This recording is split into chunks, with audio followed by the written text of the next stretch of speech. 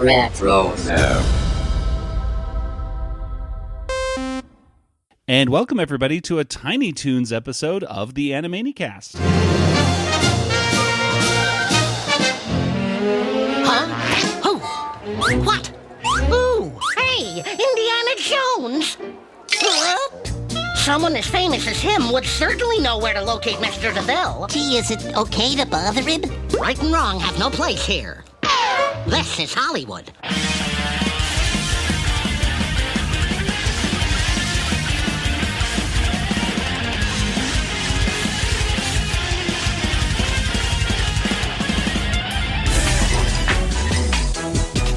And welcome, everybody, to another episode of Talking Tiny Toons.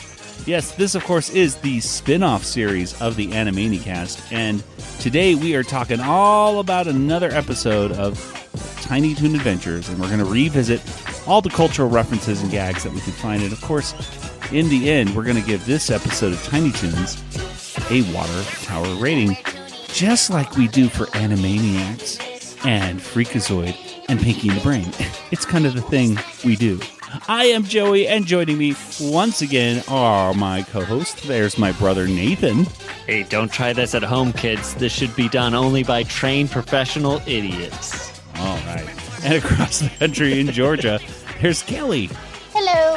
Hello, everybody. We are back, and we are recording together once again.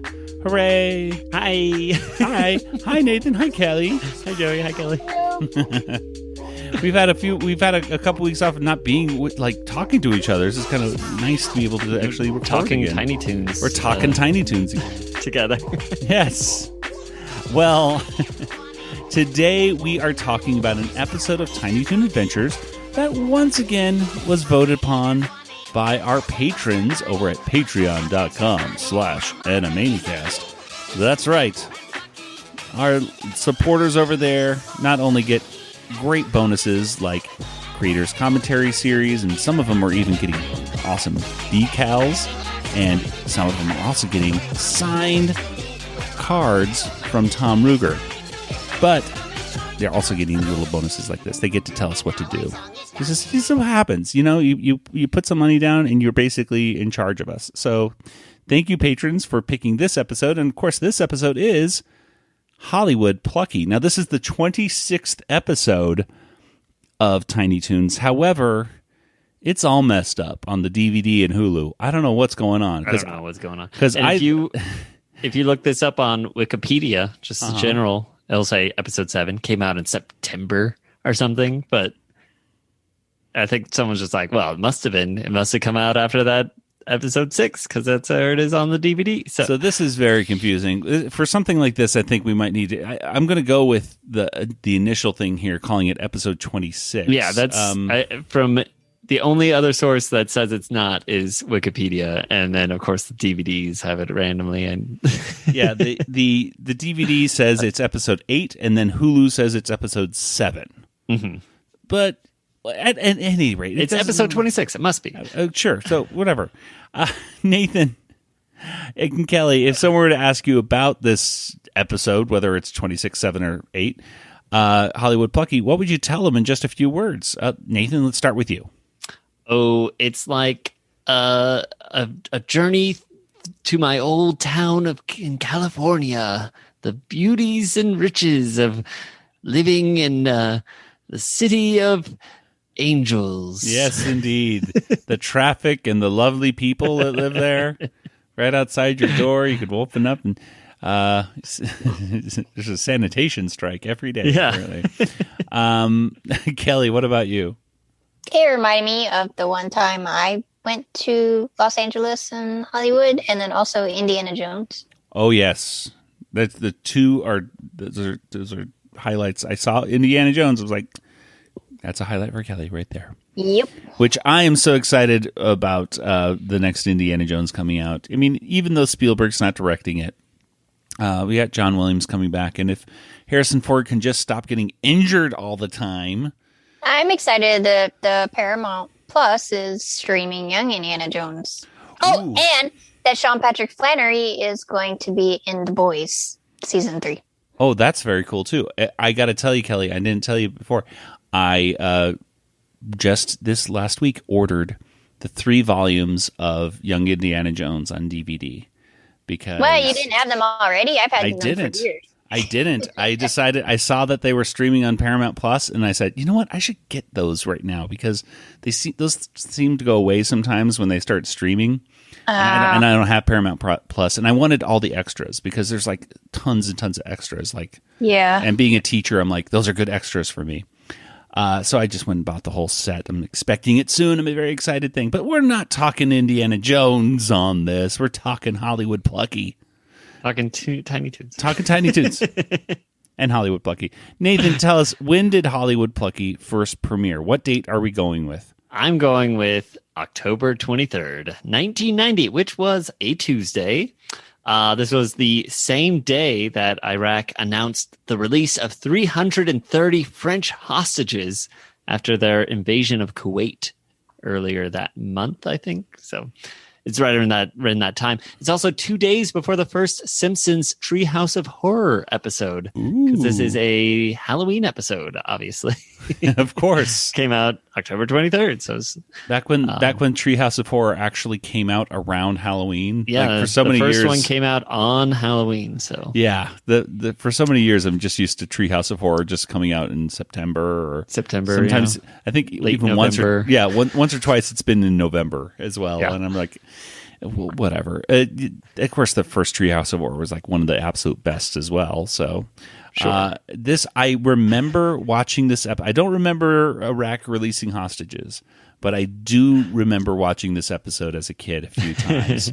Yeah. In the news, there was a whole, because Bush and the UN nations is very upset with Iraq for invading Kuwait. So it was just things were about to go down. Things were about to go down. I do remember that when we were listening to the radio when Bush actually did go on the radio and say, "I'm declaring war," and as soon as we were hearing that live on the radio, my mom was driving by a fire station, and the warning siren outside of the station went on, and my mom almost got into a crash because she thought it was a nuclear bomb. Sirens going off. So that was scary. But at any rate, do you two remember Hollywood Plucky, like watching this episode at all growing up? Nathan, let's start with you because you were like very young. 3 when this episode first came out. So I don't remember seeing it when it first came out. I'm trying to... Any reruns or anything? The Mr. Cavill, or what's his he looked Cooper DeVille. Cooper DeVille. He looked familiar, but I wonder if I've just seen the caricature and other things besides this. But we'll talk about that a little bit. But Kelly, what about you? Do you remember this episode at all? No, I don't really remember it. Well, I remember loving this episode as a kid, and I did actually show it recently to some of the kids in my summer school class as well, some 4th graders. And they got a positive reaction at it as well, even though they didn't really understand who some of these celebrities are. But let's go ahead and talk about the episode. Let's talk about Hollywood Plucky.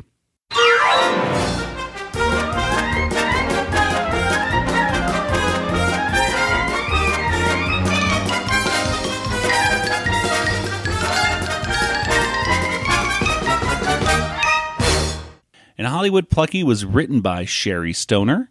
There were storyboards which were created by Bruce Timm and Douglas McCarthy, and it was directed by Art Vitello. And Nathan, why don't you tell us what happens here in the first section of Hollywood Plucky? All right. Well, we are in an awards show. It's like the Oscars are going on. We've got some sort of actor is announcing the winner of the Best Picture, and it's the Plucky Duck Story is the winner, which stars our hero, our protagonist, Plucky. He's coming down. He's making an acceptance speech. I'd like to thank my brilliant director, Mr. Cooper DeVille. Now, wait, I don't want to thank anybody. This moment is mine! Mine! But to my good pals, Buster and Babs, I do want to say I'm so sorry that their movie, The Buster and Babs Story, bombed! But that's showbiz. Plucky, wake up. We're almost there. What? And then he notices that his statue that he's holding starts talking to him in Hampton's voice and saying, like, wake up, Plucky. And then, he wakes up and his hands are instead around Hampton's neck, choking him.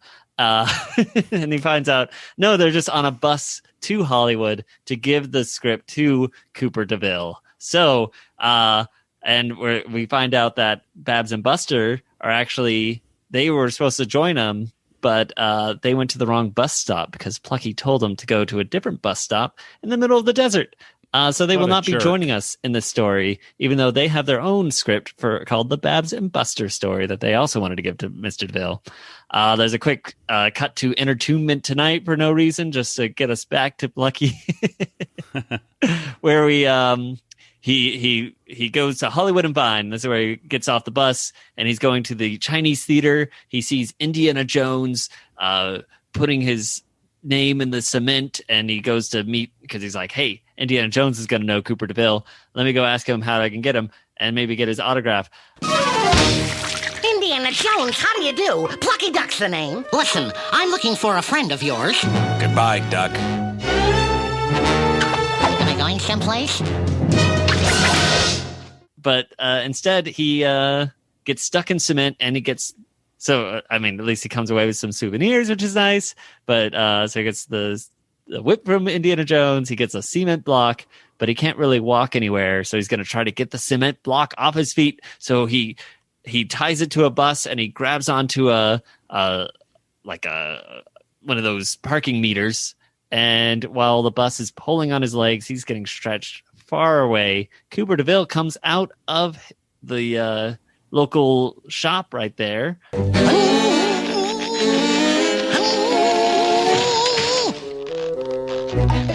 Mr. DeVille, you forgot your credit card. DeVille?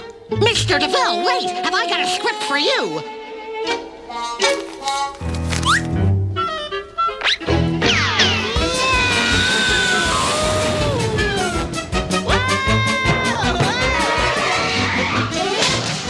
He didn't get to meet Cooper DeVille. It's very sad. But the cement block is at least broken now because he had this whole long crashing thing. It's fun. And then lucky for them, there's a man on the street corner, and he's like, hey, you want to know Cooper DeVille?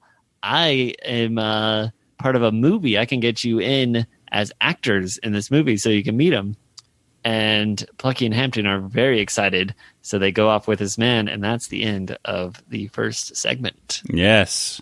Or the first act. The first act of the thing, yes.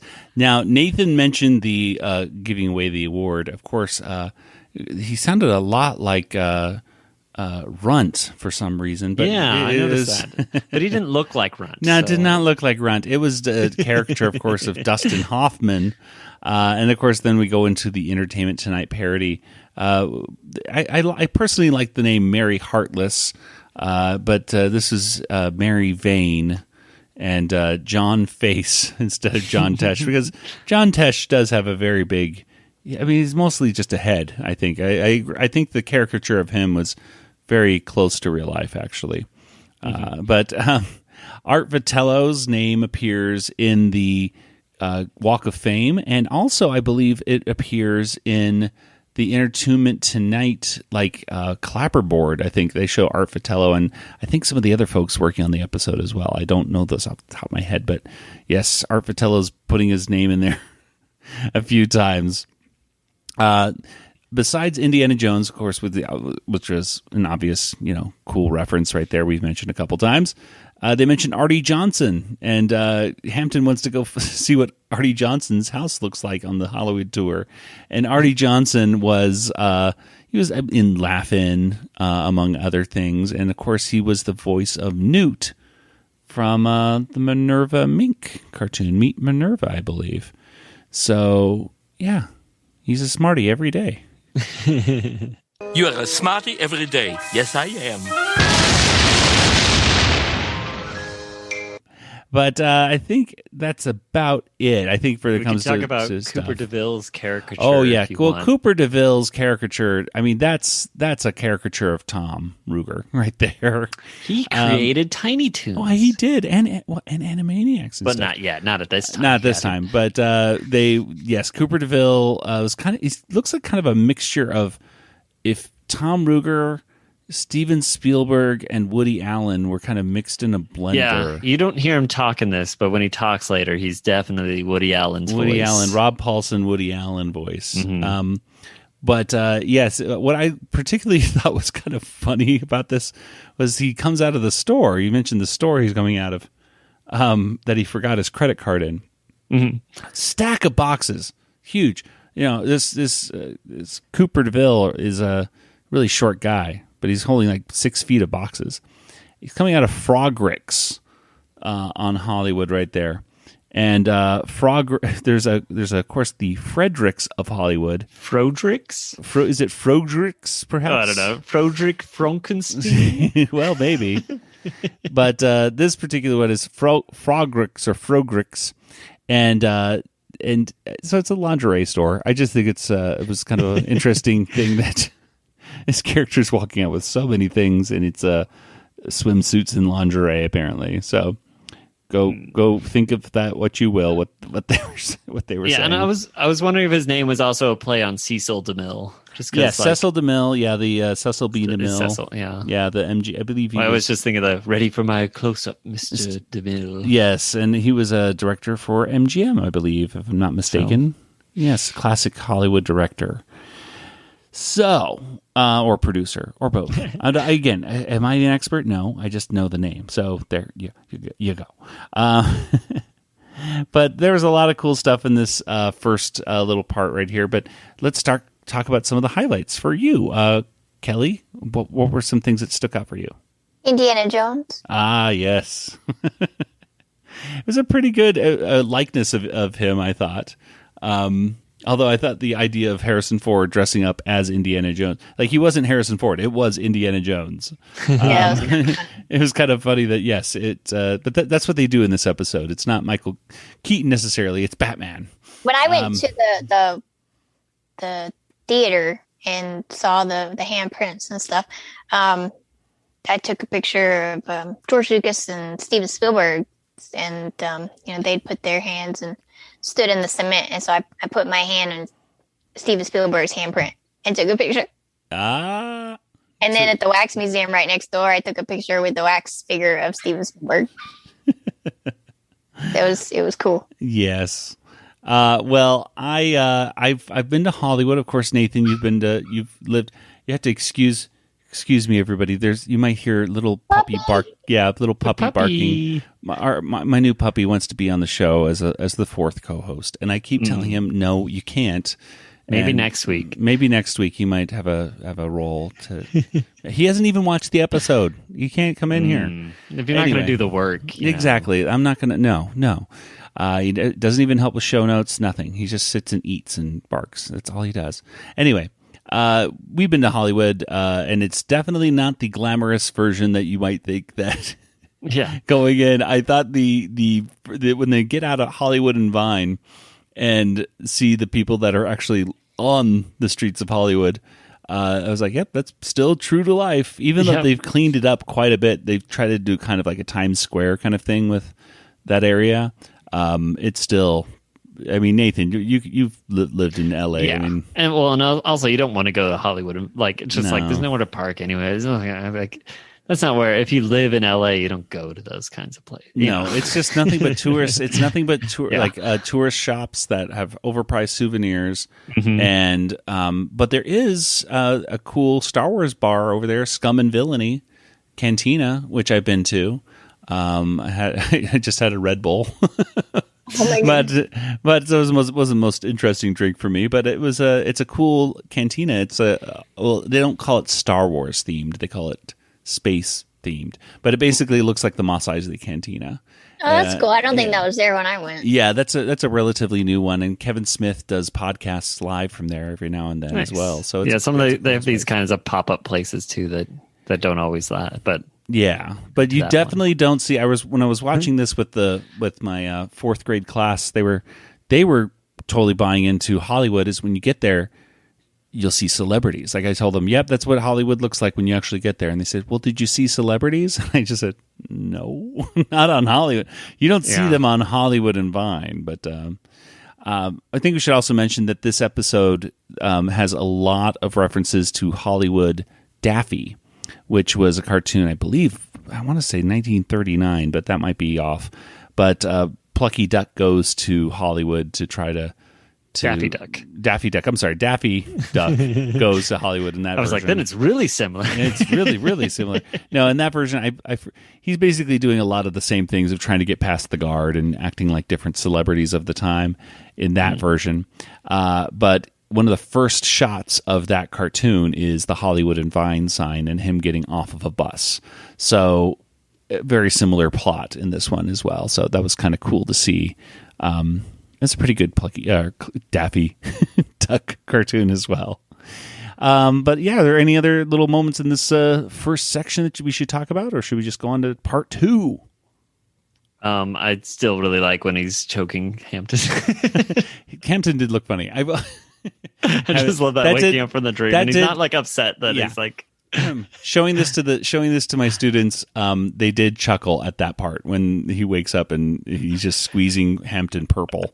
I also did like the moment when he's going down to accept the award that they painted the celebrities in the audience like falling asleep. This is Plucky. Yep. This is Plucky's dream. Like they should be all happy to see him, but even in his own dream, his subconscious is making those people bored out of their minds because they were not happy and then just falling asleep at the awards ceremony. Probably easier to animate too. So. That's very true. You don't have to worry about them moving them. They're just all asleep. Well, let's go ahead and get to the second part and of this right after our commercial.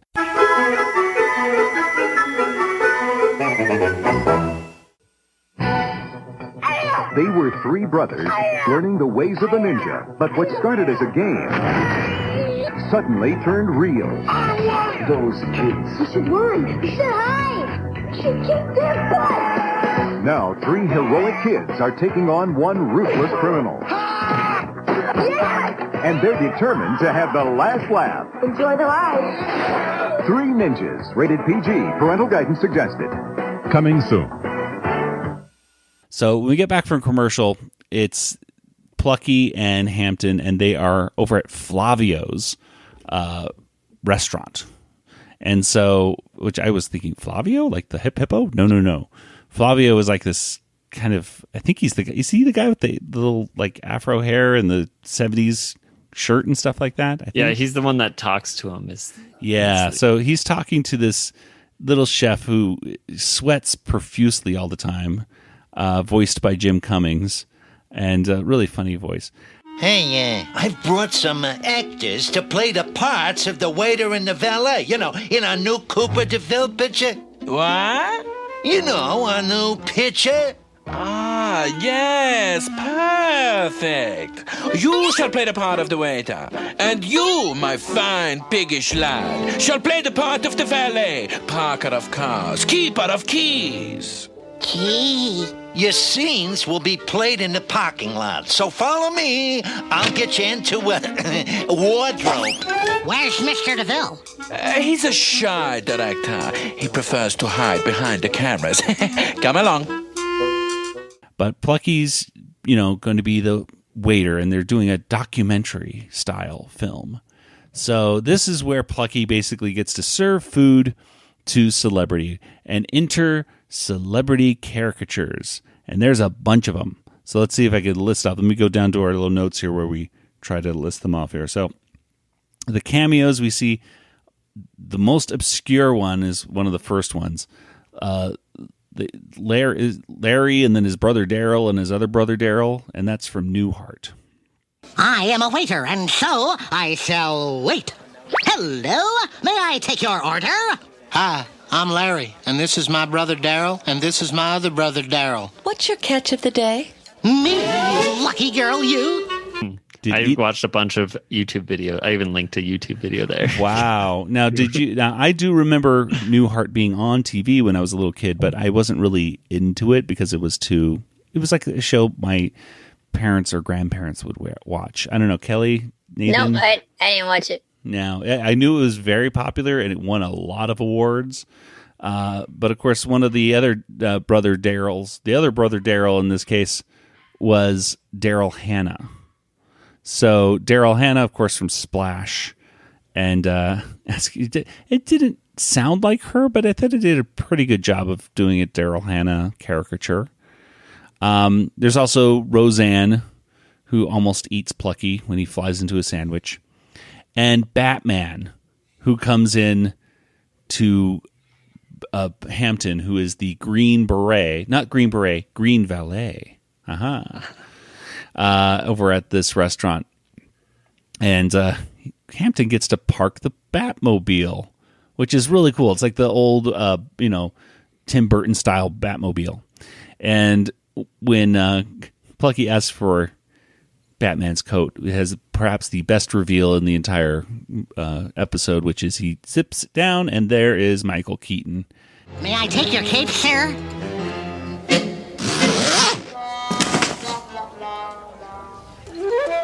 Another Hollywood illusion shattered. We also have Woody Allen, Mike Tyson, with a very nice line about fingerling potatoes. Santa Fe fingerlings. What can I get you, Mr. Chancellor? I'll have your Santa Fe fingerlings, please. We have Cher, which, Hampton really falls in love with Cher a lot. I don't know how.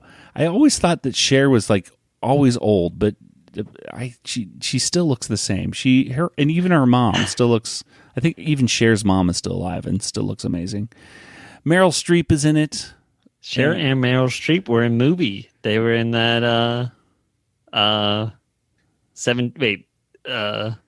movie. What's the sequel? Mamma Mia, Here We Go Again. The second one or the second one? They're both in that. I was like, have they made 2 or 3 of those? I forget.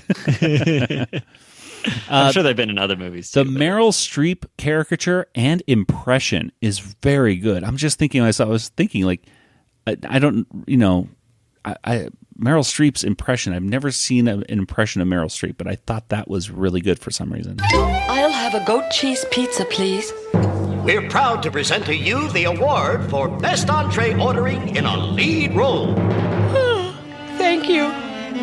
Mm-hmm. Jack Nicholson is in it, talking about the Caesar salad, so Plucky acts like Caesar, and then he acts like Groucho, and they have a cool little Marx Brothers reference in there because Plucky asks him if you'd rather have soup instead, meaning duck soup. Like, duck soup? Duck Soup was a Marx Brothers film. Oh my gosh.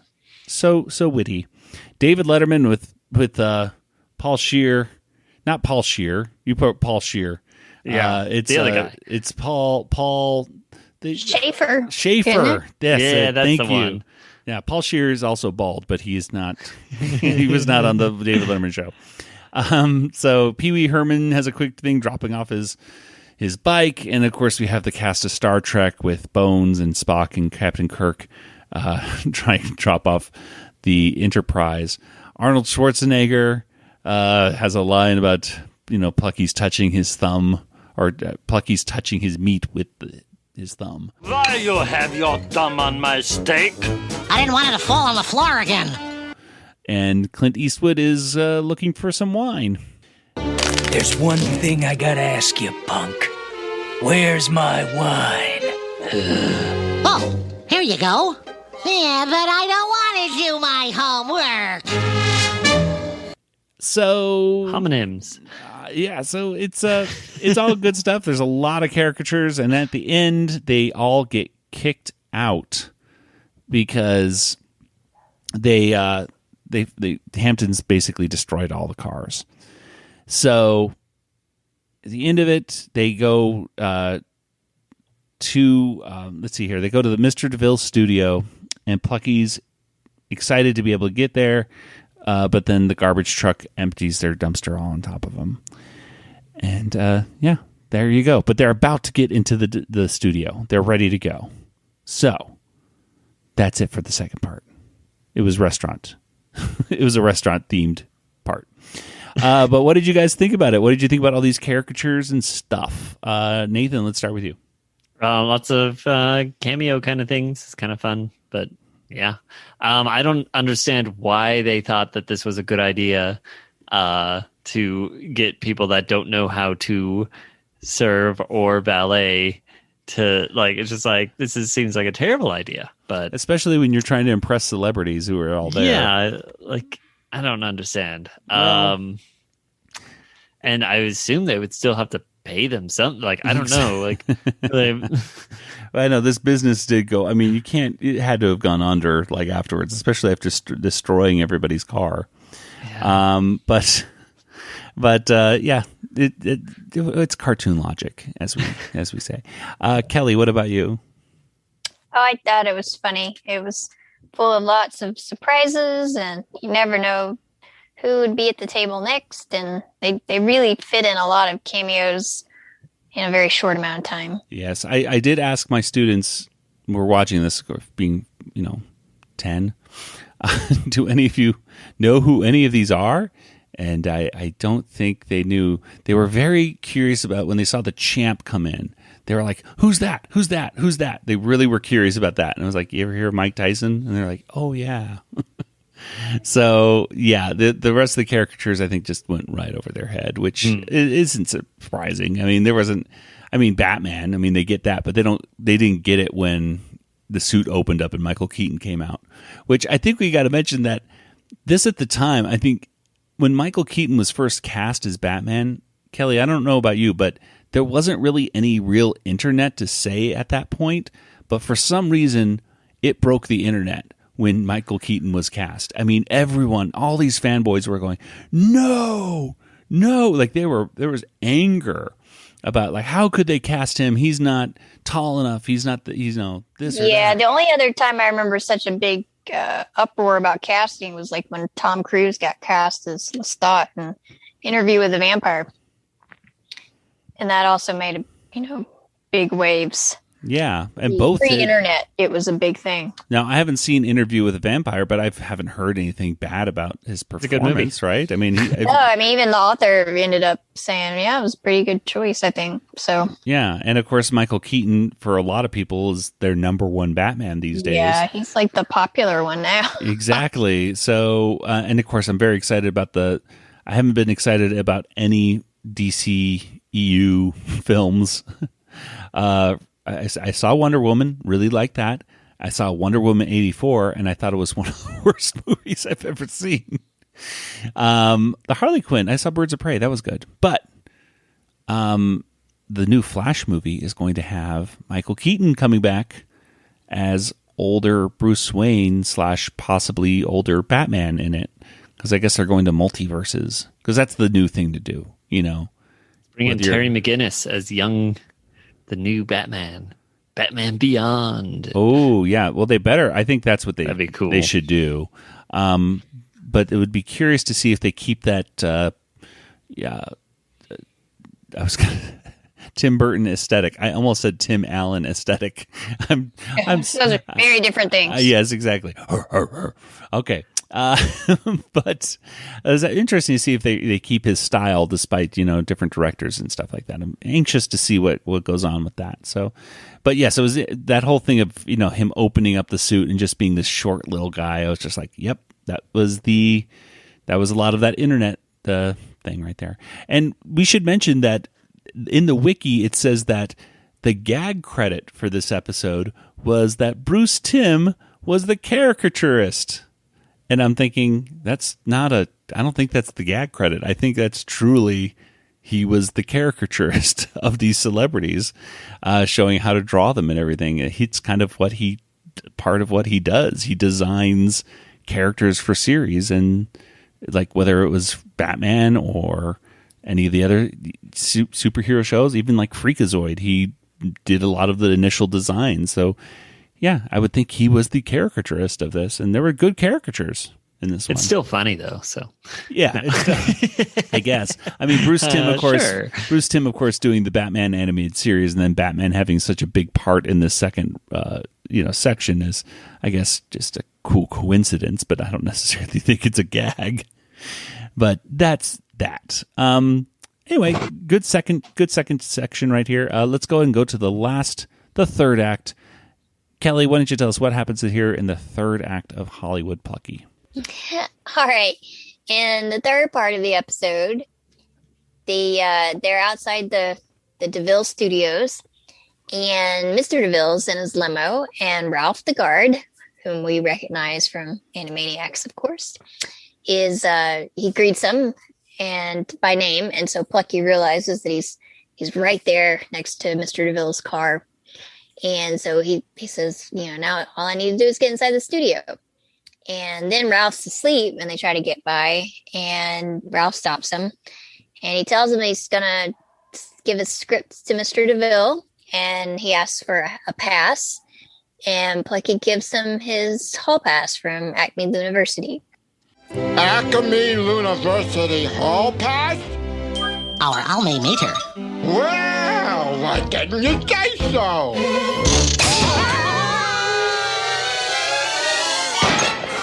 I love this job. Then Plucky does this really great Michael Jackson imitation. Yeah. Complete with like moonwalk and everything.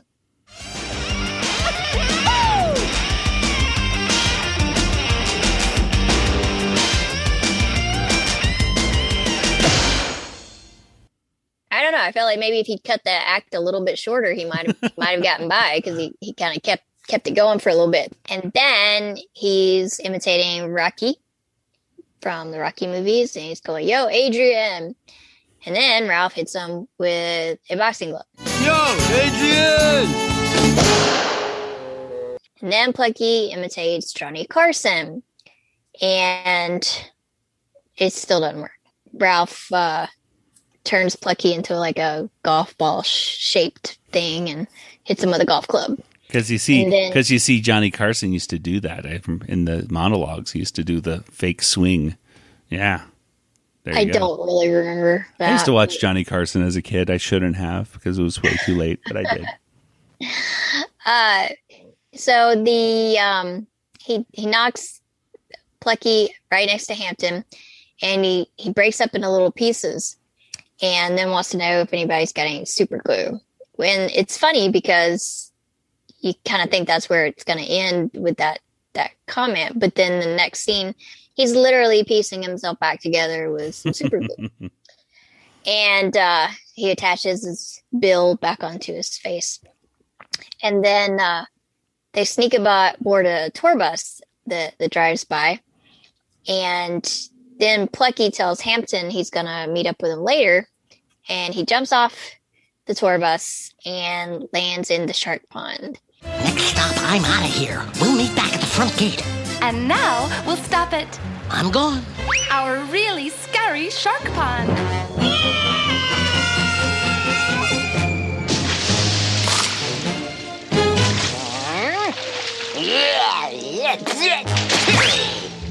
I'm a vegetarian. And you hear a little bit of the music that's sort of reminiscent of Jaws, kind of like on the Universal Studios tour, but this is the DeMille Studios. Yeah. He lands in the shark's mouth, and the shark spits him out and says, "I'm a vegetarian," which is unexpected. Plucky flies across the studio and then lands at Mr. DeVille's office. And Mr. DeVille's building a house out of cards. And Plucky tells him he's been trying to track him down, and he's got a script, and it's great.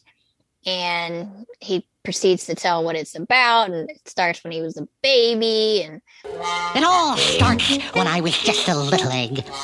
The struggle, the heroism of just trying to break out of my shell.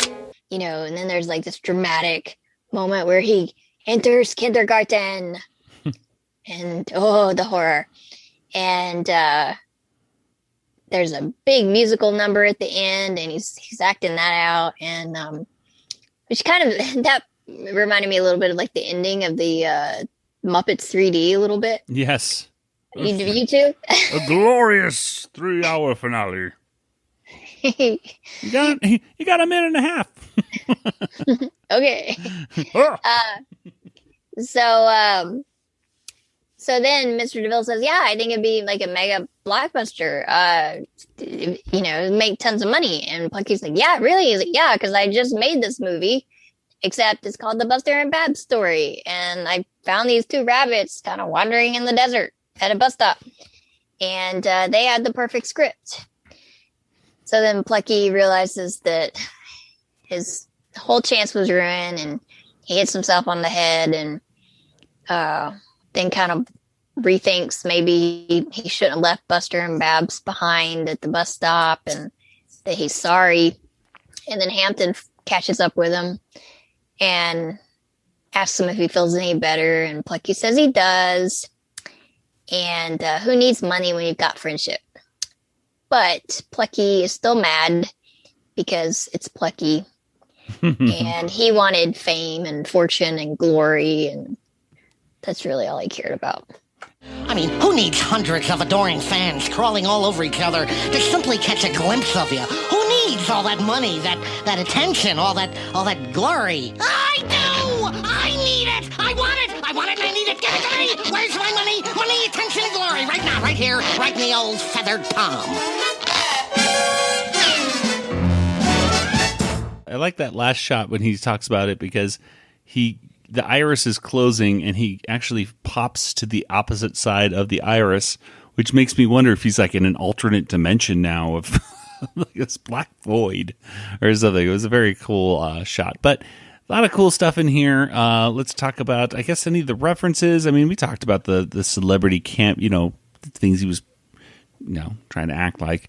I guess the only kind of reference I could think of was actually to Spielberg, because the little offices of Cooper DeVille right there look a lot like Spielberg's kind of like Western aesthetic that we've heard that he likes, right? A lot of adobe and cactus and stuff like that in this place. So I think they were trying to try to essentially kind of caricature Spielberg while not caricaturing Spielberg. This one. But yeah, there's some cool moments and stuff. Nathan, let's start with you. Anything that stood out in this third part that you liked? I thought Ralph looked really cool in this. Like, this is his first episode, but like his animation, like I'm like, wow. Yeah, he looked a little bigger and a little bit more imposing. He was definitely more effective at being a guard than he is in the actual show. Animaniacs. For sure. And I just thought there was some like interesting like head-on shots and stuff like that, and like his fingers like pointing at the camera kind of thing. I was just like, this is like cool, like animation, like, or dynamic angles and stuff like that. There was a part that actually, I hate to say it, but it actually reminded me of the reboot of Animaniacs, and that's the part where Ralph is holding up Plucky's the close up on his finger. Yes, Plucky's hall pass. Yeah, you get to see Ralph's lovely manicure work, which is there's not much there. I liked Plucky's song at the end of his, where it's like, might think that this is the end, and it is. And it is. Yep. Be kind to your web-footed friends, for a duck may be somebody's brother. Be kind to the denizens of the swamp, where the weather is very, very damp. Oh, you may think that this is the end. Well, it is. Very abrupt ending. I like that too. Kelly, what about you? Oh, I think I mentioned all the stuff I thought noteworthy. Yeah. I will say that the kids who were watching it with me fell asleep at this point. They did not fall asleep. They were still very much raptured of what's going on. They knew Michael Jackson. They said, that's Michael Jackson. They knew Rocky. Obviously had zero idea who Johnny Carson was, which, no duh. But they were also very confused about the line of "I'm a vegetarian." They would say, "Why?" It was like, good point. I don't know why a shark would be vegetarian. But why is he talking joke. so? Exactly. How does a shark talk? Think about that. It was probably an audio animatronic would make the most sense. Yeah, because in that way. Yeah, they run on. Because you're not gonna have actual sharks in the shark pond. It's.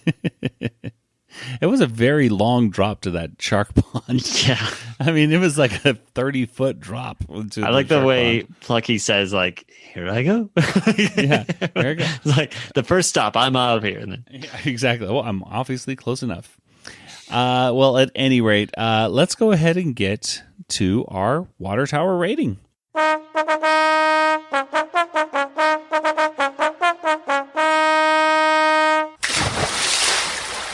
Well, out of 5 water towers, how many would you give this episode of Tiny Toon Adventures? Who wants to go first? Kelly? Joey. Me? Joey never goes first. Okay. I only go first when you guys go, Joey. Okay. I'm going to give this one 3.5. I thought I still have a lot of nostalgia for this episode. But I mean, it's not necessarily the funniest episode. It's just fun to watch, So visually, I really liked it. But, story-wise and laugh-wise, it wasn't necessarily the most hilarious thing in the world. I still liked the basic plot. I liked how it didn't have a setup to it either. It was just like, boom, I'm going to Hollywood. Like, there's no need to have 5-10 minutes of us, planning this out. Nope, we're going. So certain things I liked about it, but I don't know, it was just missing a little bit. A lot of it gets a little bit dated by today's standards, I think, for some of these celebrities that they picked. But that's just what happens. That's the fun thing for me, though, with a lot of these celebrities is trying to figure out who they are, especially ones from like these cartoons from the 1930s and 40s. And you're like, who are they impersonating here? But not everybody's like that. Nathan, now you go. I was also going to go with 3.5 because my older brother gave it that. And I was like, yeah, that sounds about right. And then, I liked the cameos and everything like that. But yeah, I was like, and there was a couple points where I did laugh, or at least chuckled aloud. But overall, it was good. Not great, but like a very solid episode. So, okay. And Kelly, what about you? I'll go with 3.5 as well. I liked Indiana Jones, and I don't know, it's just fun to kind of see some of the tourist spots from Hollywood again, even in cartoon form since I've been there before. But some of the jokes, like the Caesar salad was a little predictable. And, but I loved all the celebrity cameos. And like I said, there was a lot to see and going on in the episode, and they really did make it fun visually. Yes. Triple agreement. And triple agreement. And we should mention the animation by TMS on this one was really, really good. Just outstanding stuff. It's just the emotions that they're able to put into the faces of characters like Plucky and everything is just really cool. So really like that as well. Well, triple agreement. Awesome. Let's go ahead and get to our contact information. Nathan, where can people find you online? I don't know. No, I'm on Twitter, Joey. Django FT, that's me. Oh, okay. I should remember this stuff. And Kelly, what remember it for next time? I forget about you, Kelly. Kelly, where do people find you online? I'm also on Twitter, Yoda Princess, YODAPRNCSS, or email me, kelly@bigshinyrobot.com. Okay, and as for the Animaniacast, check us out. Facebook, Instagram, Twitter, and of course over our Discord server where you can talk to us and other folks at the Retro Zap Podcast Network, because we're a member of that podcast network and it's awesome. So head on over, get your welcome link by going to discord.animaniacast.com, and you can talk to us about Animaniacs as well as other fans of the show or Tiny Toons or whatever, and anything pop culture, in fact, in all the other sections. And subscribe to the Retro Zap Podcast Network. That way you can get this podcast and other podcasts delivered to your device for free. And as for you folks out there that would like to go the extra mile and help support our podcast, all while getting extra bonus stuff, well, you should become a patron of our show. Go to patreon.com/Animaniacast and you can get bonus audio, such as us talking about stuff, and also, more importantly, creators commentary series with Tom Ruger. We're going through every episode of Animaniacs, and we're hearing all these behind-the-scenes stories about how everything was made and the jokes and explanations of stuff. It's really fun, and we've been getting great feedback on it. So if you're interested in any of that, head on over to patreon.com/Animaniacast, and we appreciate your support. Well, that'll do it for today's episode. So for Nathan and Kelly, this is Joey saying good night, everybody. Good night, everybody. Good night, everybody.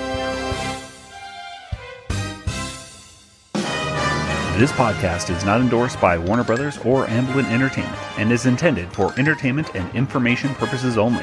Animaniacs, Tiny Toon Adventures, Freakazoid, the Warner Brothers logo, all names, pictures, and sounds are registered trademarks and/or copyrights of their respective trademark and copyright holders. All original content of this podcast is the intellectual property of the Animanicast unless otherwise indicated. Don't try this at home, kids. This should be done only by trained professional idiots.